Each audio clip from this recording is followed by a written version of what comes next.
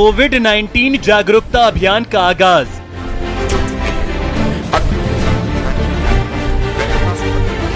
CM Gehlot ने की जागरूकता कार्यक्रम की डिजिटल लॉन्चिंग।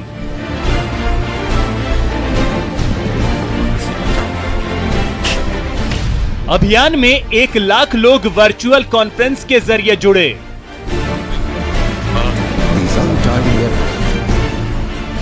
पंचायत स्तर तक के जनप्रतिनिधि और प्राधिकारी भी रहे मौजूद। सीएम ने कहा कि कोरोना से अभी खतरा टला नहीं है, इससे बचाव ही इसका उपाय है।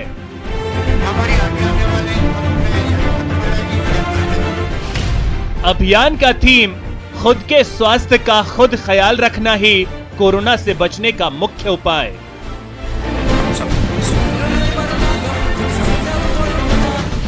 पूरे प्रदेश में 30 जून तक चलेगा जागरूकता अभियान।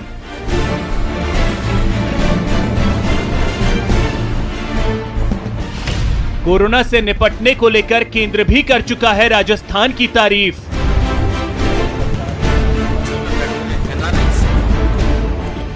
विपक्ष उठाता रहा है सवाल। सीएम गहलोत के नेतृत्व में हुआ बेहतरीन कार्य।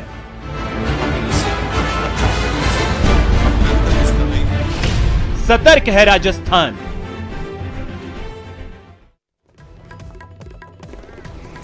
नमस्कार, बहुत स्वागत है आपका। प्राइम डिबेट देख रहे हैं आप, आपके साथ में जेपी शर्मा। राज्य सरकार ने आज कोरोना जागरूकता अभियान की वर्चुअल लॉन्चिंग की। 10 दिन तक ये अभियान चलेगा। सरकार की कोशिश है कि आम आदमी में कोरोना को लेकर बारीक समझ और जागरूकता डेवलप हो और इससे जुड़े मिथक भी टूटें। ये साफ है कि कोविड-19 से लड़ाई 1-2 दिन का अफेयर नहीं है, ये लंबा चलेगा और तमाम गतिविधियों को तब तक ठप करके नहीं बैठा जा सकता। इसलिए सब कुछ पहले की तरह बहाल करना होगा। सब कुछ नहीं तो करीब करीब सब कुछ कह लीजिए, लेकिन आम जनजीवन की बहाली तो देर सवेर होनी ही है। ऐसे में खतरे से घिरे रहकर भी उससे कैसे बचे रहें, इसको आम आदमी को समझना होगा। खुशकिस्मती से हमारे यहाँ मोर्टलिटी रेट आशंका से बहुत कम है। राजस्थान में कोरोना नियंत्रण के लिए हुए प्रयास देश भर में चर्चा में हैं। तो आम जनजीवन जब और रफ्तार पकड़ेगा तो हमको किस तरह की जागरूकता लेकर चलना होगा, इस पर आज प्राइम डिबेट में इन सवालों के जरिए बात करेंगे कि क्या हम उम्मीद के मुताबिक कोरोना के साथ जीना सीख रहे हैं या बेहतर रिकवरी रेट ने लोगों को लापरवाह भी बनाया है।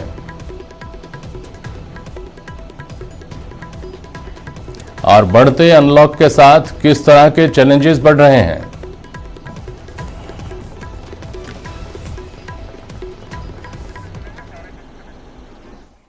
हमारे साथ आरसी चौधरी साहब हैं, कांग्रेस के प्रवक्ता, सुमन शर्मा महिला आयोग की पूर्व अध्यक्ष और भाजपा के वरिष्ठ नेता, और डॉक्टर जीएल शर्मा जी हैं, निदेशक हैं आप जयपुर हार्ट हॉस्पिटल के। मैं आप सभी का बहुत स्वागत करता हूं।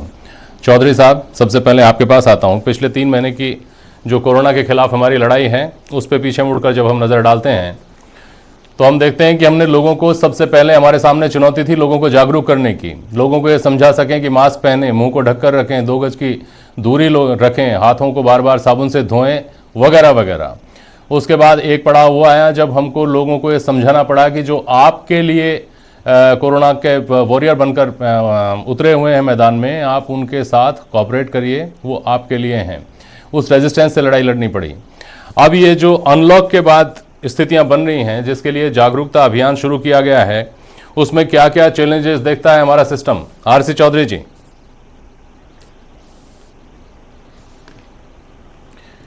निश्चित रूप से जेपी शर्मा जी, राजस्थान की जनता ने पूरे देश के साथ में कंधा से कंधा मिला के इस वैश्विक महामारी के साथ सब लोगों ने अपने अपने हिसाब से इसमें अपनी आहुति दी और उसी आहुति का असर यह है कि राजस्थान इस जंग के अंदर अव्वल राज्य के अंदर है।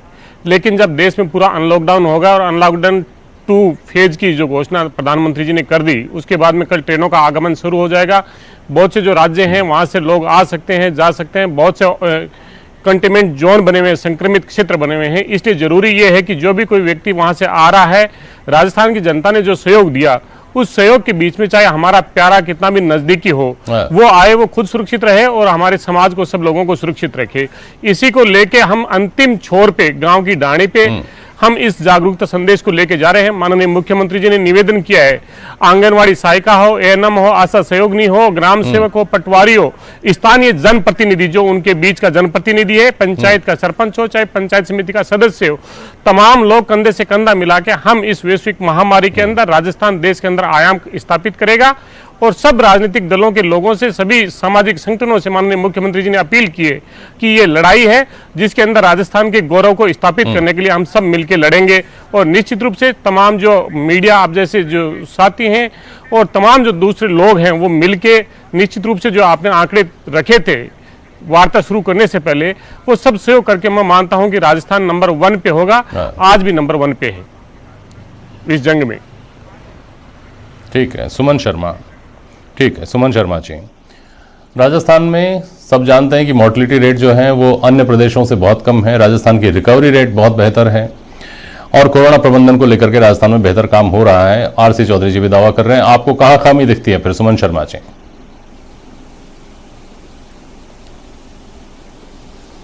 देखिए जेपी जी, ये कोरोना एक ऐसा महामारी के रूप में हम लोग के बीच में आया, इसमें हम लोग राजनीति करना नहीं चाहते हैं। डे 1 से यदि हम बात करें, इन बिगिनिंग जब ये कोरोना आया और मोदी जी ने आह्वान किया तो हम लोगों ने, सभी लोगों ने बहुत शांतिपूर्वक इस चीज़ को लिया और जो मार्गदर्शन थे, जो गाइडलाइन थे, उसको हम लोगों ने फॉलो किया। राजस्थान में अवसर ऐसा आया कि राजस्थान की गवर्नमेंट अगर कार्य अच्छा कर रही थी तो प्रधानमंत्री जी ने उसकी तारीफ भी की, लेकिन बार बार कई चीज़ों को कोरोना के समय, जिस समय इन लोगों ने कोविड-19 के बाद केंद्र सरकार पे अटैक करने की कोशिश की और चर्चा की, तब राजनीति की बू आती है। तो मेरा इस विषय पे जागरूकता अभियान शुरू किया है, स्वागत करते हैं, लेकिन एक प्रश्न खड़ा होता है इस जागरूकता अभियान के साथ कि राजस्थान में मोर्टेलिटी रेट ठीक है क्योंकि यहाँ के लोग बड़े डिसिप्लिन है, बहुत सारी बातों को मानते हैं और उन्होंने मोदी जी के आह्वान को स्वीकार करते हुए सारी चीज़ को किया। लेकिन सवाल मेरा ये है कि यानी अभी जो चौधरी जी कह रहे थे कि गांव तक, नीचे तक ये बात पहुंचे, तो ये मान रहे हैं कि अभी गांव तक ये बात पहुंची नहीं है। 3 महीने हो गए कोरोना काल के हम लोग के बीच में, बल्कि हम उसको प्लस कर रहे हैं। तो गांव तक इन लोग, गांव को अपना क्षेत्राधिकार नहीं माना था, शहर तक ही सीमित थे। ये चौधरी जी के बयान से और मुख्यमंत्री जी के आह्वान से मुझे ऐसा लग रहा है कि अब गांव में जाएंगे। मतलब अभी तक गांव को, जो कहते हैं कि हमारी 90% आबादी गांव में बसती है, उस गांव को बिल्कुल ये भूल गए। अब इनको नीचे स्तर के लोग याद आ रहे हैं कि गांव तक इसका प्रचार प्रसार होना चाहिए। केवल टीवी चैनल पे या अपने सचिवालय से बैठ के बोलना, ये सारी चीज़ें चल रही थी। तो असली अब जागरूकता का अभियान अब यानी राजस्थान सरकार शुरू कर रही है। तो हमारी शुभकामना है, बहुत बड़ा क्वेश्चन मार्क नहीं है, ये अपने आप में सवाल उन्होंने खड़ा किया है जिससे जूझना है कि गांव की स्थिति जो रिपोर्ट आ रही है, क्योंकि आज भी जो रिपोर्ट आई है पॉजिटिव की, वो बहुत सुखद नहीं है। 300 प्लस पे आई है, आज जयपुर की रिपोर्ट है जो चौंकाने वाली है। उसकी बीच में 2 घटना और, कि चाहे वो पीपीई किट की खरीद का मामला हो, चाहे मास्क घोटाला का मामला हो, कई चीज़ों से सरकार घिरी रही है। उसके बाद जागरूकता अभियान शुरू कर रही है, तो हम शुभकामना दे सकते हैं। नहीं सुमन जी, ये बताइए, आपने 2 बातें कही घुमा फिरा कर। पहली बात तो ये कि राजस्थान का आदमी बहुत जागरूक है, इसलिए हमारे यहाँ बेहतरीन काम हुआ, इसलिए हमारे यहाँ रिकवरी रेट बहुत अच्छी है। दूसरी बात, मोदी जी के आह्वान को लोगों ने माना, सोशल डिस्टेंसिंग रखी और तमाम नॉर्म्स का पालन किया, इसलिए बेहतर काम हुआ। तो मुझे समझाइए कि ये बातें क्या गांव तक नहीं पहुंची थी कि राजस्थान सरकार को अब जागरूकता अभियान निकालना पड़ रहा है? जी नहीं, वही तो मैं पूछ रही हूँ कि गहलोत सरकार को ऐसा क्यों लग रहा है कि उनको गांव तक जाने की जरूरत पड़ रही है 3 महीने बाद। ये सवाल उन्हीं से हमारा है कि उनको ऐसा क्यों लग रहा है। तो आप इस पर सवाल उठा रही हैं कि इसकी जरूरत ही नहीं है। अपील गांव-गांव तक पहुंच चुकी है, हर आदमी तक पहुंच चुकी है और अब ये निरर्थक कवायद हो रही है, ये कहना चाह रही हैं क्या? बिल्कुल। तो ये वर्चुअल, यस, मतलब कोई जरूरत नहीं है, जागरूकता अभियान चलाने की कोई जरूरत नहीं है, यही कहना चाह रही है। कैसी बात कर रही हैं सुमन जी आप? अभी जिस तरह के चैलेंजेस सामने आ रहे हैं, जिस पर मैं डॉक्टर जीएल शर्मा से भी बात करूंगा।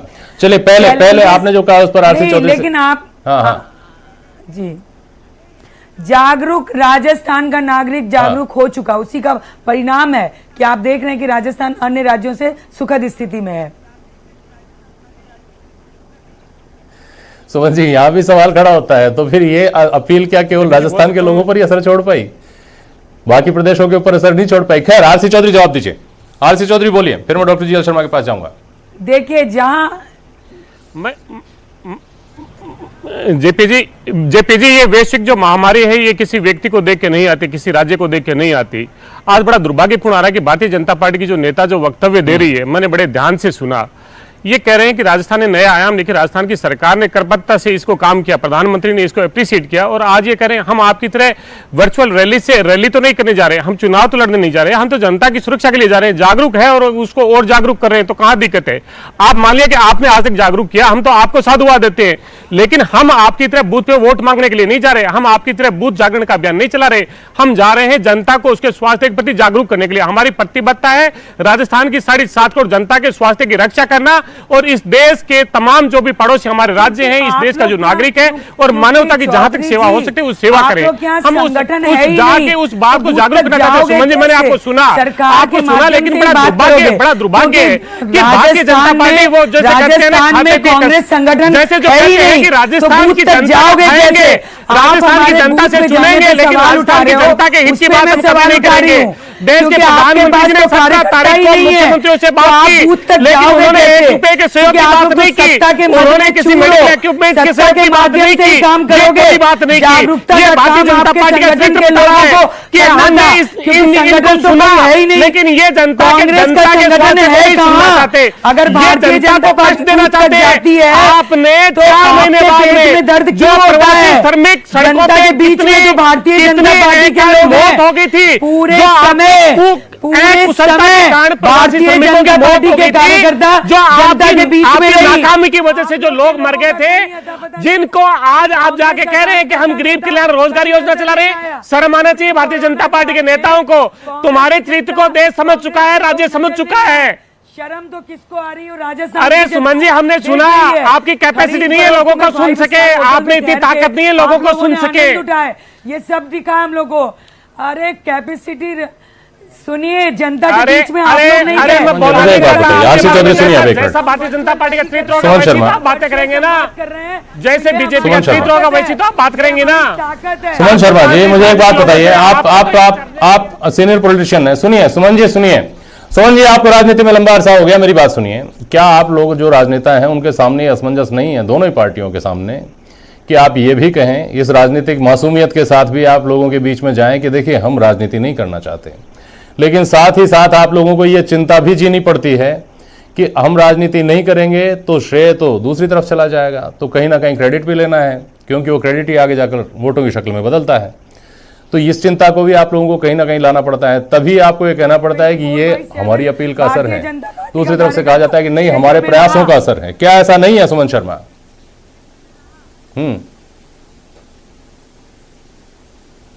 क्या कहा आपने जेपी? और यही समस्या है सुमन जी, दोबारा से सवाल कि हम जब सवाल करते हैं तब आप सुनते नहीं, आप अपनी बात बोले जा रही है। बस मैं ये कह रहा हूं सुमन जी, छोड़िए उस सवाल को, तब आप मुझे बताइए कि आप सवाल उठा रहे हैं, सवाल उठाना विपक्ष का काम है और बहुत बेहतर बात है। और मैं आरसी चौधरी से ये सवाल करूंगा अभी कि इस वक्त का एक सबसे ज्वलंत सवाल उनकी पार्टी क्यों नहीं उठा रही है, उनके पास भी जाऊंगा। लेकिन मेरा सवाल आपसे यह है फिलहाल कि जब आपके केंद्र सरकार के द्वारा नियुक्त एक एजेंसी ने राजस्थान को कोरोना प्रबंधन में अव्वल ठहराया, तो आप लोग फिर ये जो खामियों पर सवाल उठाते हैं, ये सवाल कितने तार्किक हैं? कौन सी ऐसी एजेंसी थी जिसने गलत नतीजे दे दिए सामने?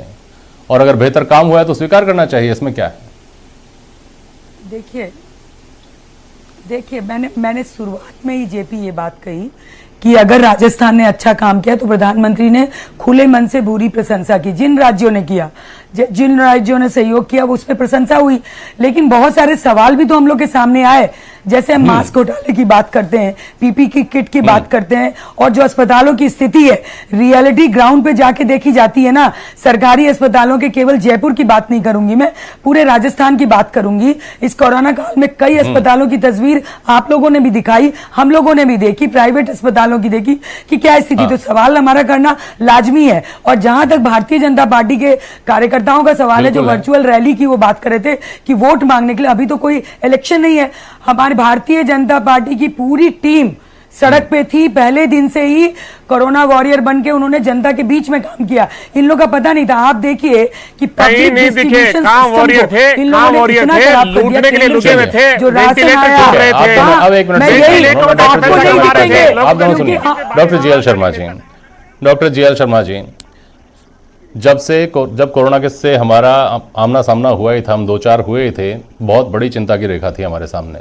फिर सबसे पहले खबर आई एसएमएस से कि इटली के जो पर्यटक थे वो लोग नेगेटिव हो गए हैं, चले गए हैं। तो शायद पहली बार ये आस जगी थी कि कोरोना से आदमी लड़कर वापस बाहर भी आ सकता है। वो शुरुआती दौर था। उसके बाद रिकवरी रेट जो हमारी थी उसने ये उम्मीद जगाई कि कोरोना हो भी गया तो कोई बात नहीं, ठीक हो जाएगा। मोर्टलिटी रेट बहुत ही कम है। इस सब के चलते क्या ये नहीं लगता कि कोरोना से लड़ाई में आम आदमी बेपरवाह हो रहा है और ये बेपरवाही भारी भी पड़ सकती है? Doctor GL Sharma. देखो जेपी जी, किसी भी बीमारी के लिए जागरूकता बहुत जरूरी होती है। अवेयरनेस जिसको बोलते हैं, चाहे वो सोशल अवेयरनेस हो, चाहे फिजिकल अवेयरनेस हो, कैसी भी अवेयरनेस हो, अवेयरनेस सोसाइटी के लिए बहुत जरूरी होती है। और कोरोना के लिए 3 चीजें होती है। पहले आप मैक्सिमम टेस्ट करो, उस टेस्ट में पॉजिटिव पेशेंट आते हैं तो उनका ट्रीटमेंट करो, और अगर पॉजिटिव पेशेंट आते हैं उसकी फैमिली को क्वारंटाइन करो। आई थिंक इन तीनों चीजों में राजस्थान सरकार अच्छा काम कर रही है, टेस्ट भी अच्छे कर रही है, ट्रीटमेंट बहुत बढ़िया है यहाँ की। जैसे आप भी बता रहे हो कि यहाँ की रिकवरी रेट 2.32 है, और isolation whether it is institutional और होम क्वारंटाइन ये भी बढ़िया है। अब जो जन जागरूकता रैली चलाई है ये बहुत ही अच्छा सराहनीय काम है, मैं इसको सराहनीय समझता हूँ। और जैसे अपने प्रधानमंत्री जी भी समय समय पर बताते रहते हैं कि हर चीज की अवेयरनेस बहुत जरूरी होती है।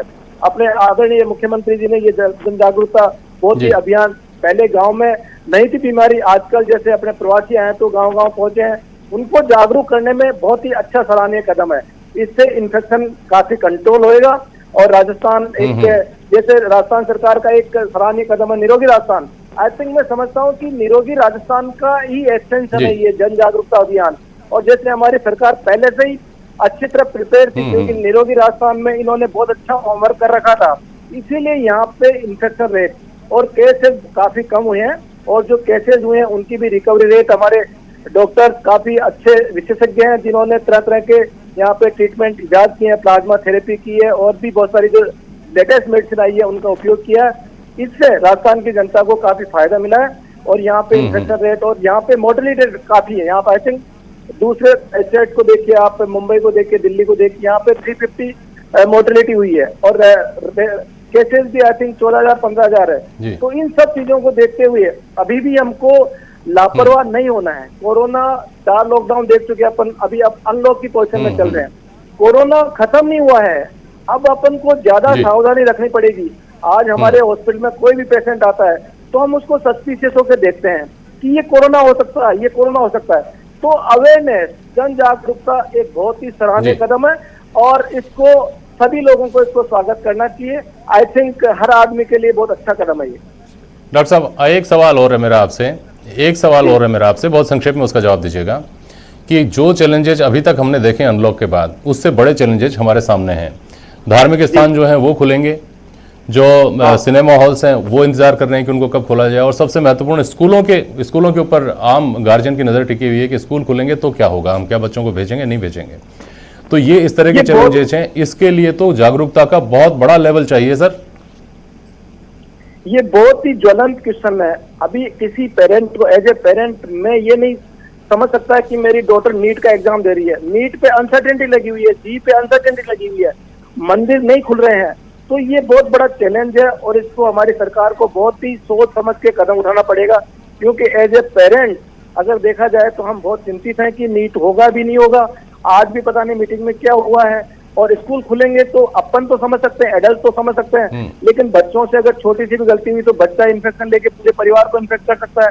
तो really it is a big challenge, and इसके लिए गवर्नमेंट को बहुत ही अच्छी तरह सोच समझ के चाहे डिसीजन लेना चाहिए, लेकिन बहुत बढ़िया डिसीजन लेना चाहिए। हम महीने भर रुक सकते हैं, 15 दिन तक रुक सकते हैं, लेकिन बच्चों में इन्फेक्शन हो गया तो ये समझिए आपके पूरा परिवार, पूरी सोसाइटी इन्फेक्ट हो गई। आपने बहुत ही ज्वलंत क्वेश्चन है ये, तो इन्फेक्ट होगा, ब्लास्ट होगा। बिल्कुल बिल्कुल, ये विस्तार से बहस भी मांगता है। ये जो विषय है इस पर मैं रखूंगा भी डिबेट फिर से। ठीक है सुमन शर्मा जी, अब मुझे एक सवाल का जवाब दे दीजिएगा बहुत संक्षेप में।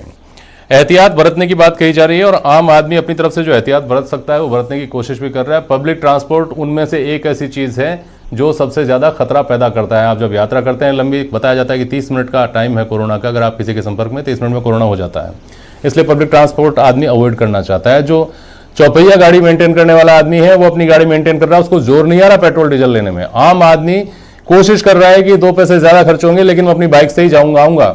उस आम आदमी के ऊपर लगातार पेट्रोल डीजल का भार बढ़ता जा रहा है। वो कैसे सोशल डिस्टेंसिंग मेंटेन करेगा, कैसे अपनी गाड़ी से आएगा जाएगा, उसको पब्लिक ट्रांसपोर्ट में ही जाना पड़ेगा और खतरा बढ़ाना ही पड़ेगा। सुमन शर्मा,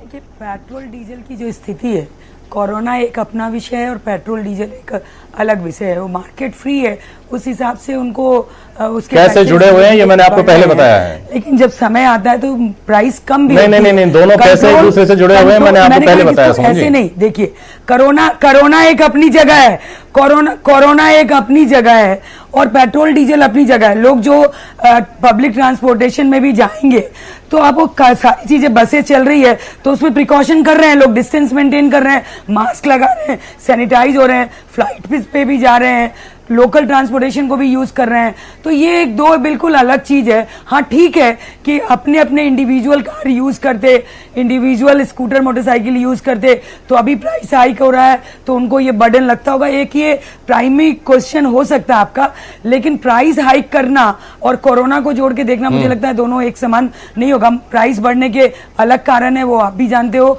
मैं भी जानती हूँ। प्राइस कम भी होते हैं समय के साथ, कई बार रेट डाउन भी होते हैं। कोरोना त्रासदी से पेट्रोल डीजल के रेट बढ़ना और पेट्रोल डीजल के रेट बढ़ने का मतलब तमाम महंगाई बढ़ना। आम आदमी आर्थिक रूप से पहले से मरा पड़ा है। आम आदमी डिस्टेंसिंग मेंटेन करना चाहता है लेकिन नहीं कर पा रहा। और आप कह रही हैं कि कोरोना और पेट्रोल डीजल की प्राइस हाइक अलग चीज है, ये मेरी समझ से भी बाहर है। हो सकता है आप ठीक होंगी अपनी जगह, मैं बहुत अच्छा अर्थशास्त्री नहीं हूं, लेकिन आरसी चौधरी सवाल आप पर उठता है जो मैंने बीच में कहा था कि विपक्ष का अगर सवाल उठाना आपको अखरता है तो क्या इसीलिए आप इसको लेकर सवाल नहीं उठा रहे हैं? केवल बयान, केवल विरोध के लिए, केवल विरोध।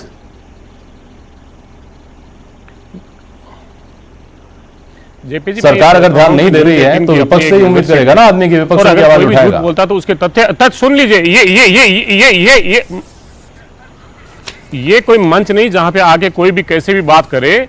ये मंच ऐसा है जिसका दूध का दूध और पानी का पानी आप करें। मैं कह रहा हूं कि राजस्थान की जो रिकवरी रेट है वो 77.7% है, नेशनल है वो 56% है। राजस्थान की जो डेथ रेट है वो 2.3 है, जबकि राष्ट्रीय 3.2 है। यहाँ पे पर मिलियन पीपल जो टेस्ट हैं वो हिंदुस्तान से दुगुने हैं। यहाँ पे जो मई में जो जांच हो रही थी उससे दुगुनी हमें 25,150 का आंकड़ा पार किया। 40,000 हमारा टारगेट है। आपका सवाल मैं कह रहा हूं कि भारतीय जनता पार्टी अगर इस राजस्थान की जनता के प्रति जवाबदेह है तो 17 जून को जब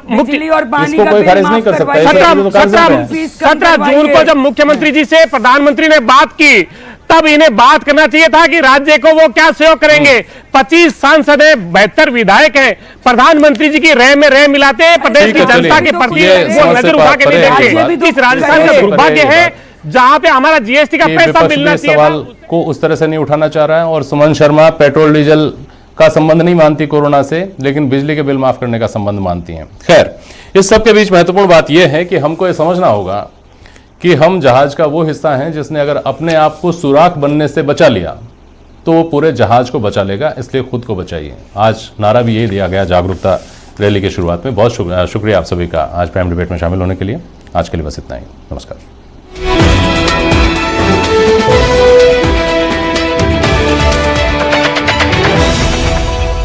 तो आपने लॉकडाउन के दौरान